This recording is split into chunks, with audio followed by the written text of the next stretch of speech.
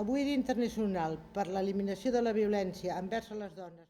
Les entitats de dones de Viladecans es van unir ahir al vespre per commemorar el Dia Internacional contra la Violència de Gènere. La lectura del manifest oficial, consensuat per a totes les administracions catalanes, va centrar l'acte. El manifest, que es va llegir a tres mans, diu prou als maltractaments i pretén conscienciar la ciutadania que aquest problema social és problema de tots.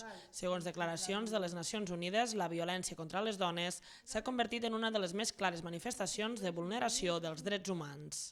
Crec que aquest acte, a part de reivindicar, o sigui, que els maltractaments ja no tindrien que existir, també ha sigut per unir a totes les entitats de dones, que és molt difícil que totes les entitats de dones es reuneixin quan fem una crida. Llavors, per part de les entitats, ha sigut una crida que nosaltres hem fet i que ha tingut molt bona acceptació, i totes les entitats estan unides en una mateixa línia, sobretot amb els maltractaments.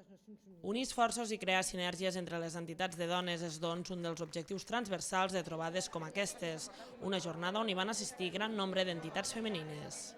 En aquest acte participarem el Casal de Dones de Viladecans, el Segle XXI, el Montserratina, les Puntaires, la Torre del Baró, Barri Orsales i em sembla que estan les del Barrosa.